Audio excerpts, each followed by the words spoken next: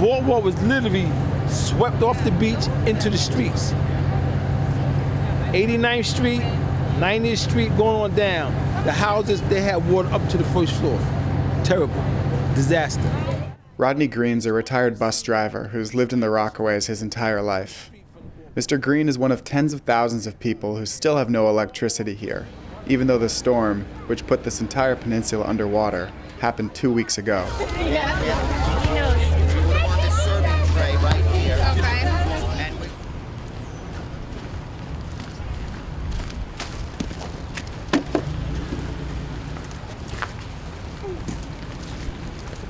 My name is Laura Christensen. I've lived in Rockaway for 20 years. I've been living in this house for 11 years. The night of the storm was scary. It was quite scary. We had the Jamaica Bay came up, and it came right up to the front of the house, and that block over there was already flooded, and the water was coming from that direction, and then right in front of my house, the ocean came up, and so it's like they all met here. So we basically had 4 areas of water coming at us from there, from the backyard, and this way.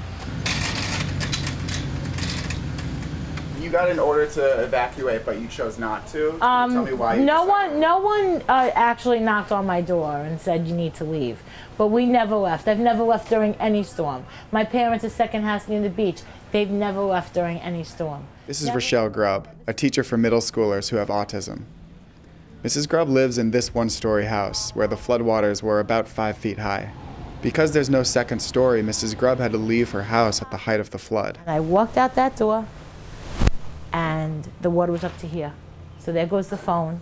I'm like this across the street, and it was rushing. It wasn't easy. And I just trudged across the street. My husband was behind me. She and her husband had to walk through the floodwaters all the way down this block at night, dodging fallen trees and down power lines, and then down this little side street.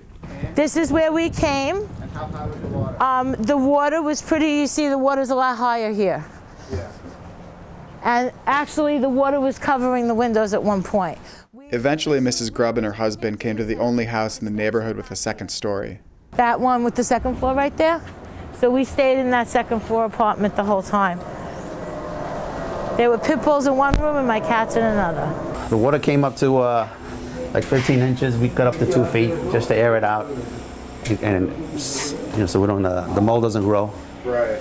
And it's been a process since the day. Well, we've been at this for like a week already, cutting sheetrock and taking things out. But we've had a lot of help. Volunteers have come by and helped us. We're totally grateful for them.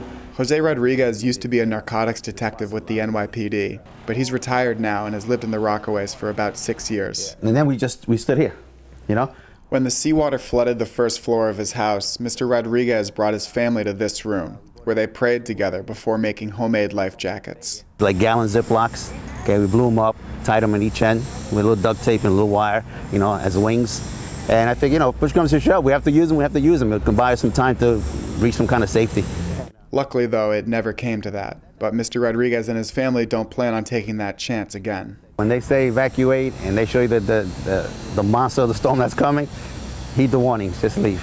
Yeah. It's not worth it. And it's not worth, risking your life and the life of your loved ones. You're just better off getting in your car and just leaving. If there's another hurricane in the future and they ask you to evacuate, do you think you will? Yes.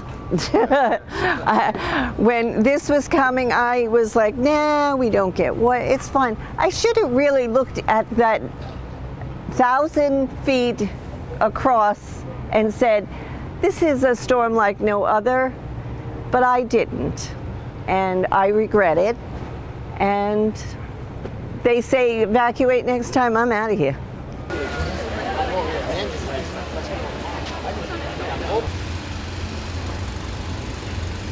With no power, no gas, and no heat, with their cars ruined by floodwater, with their schools and businesses still closed, and with winter fast approaching, the people who live on Rockaway Peninsula have a long way to go before things return to normal.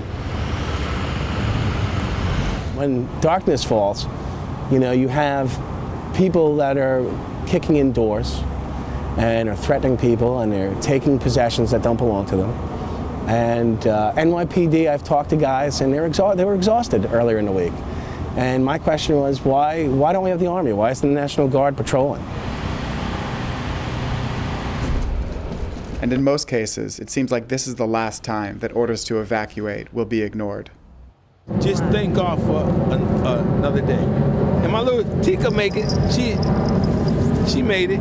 But other than that, this is a wake-up call. This is definitely a wake-up call. In Rockaway Beach, this is Hunter Stewart with the Huffington Post.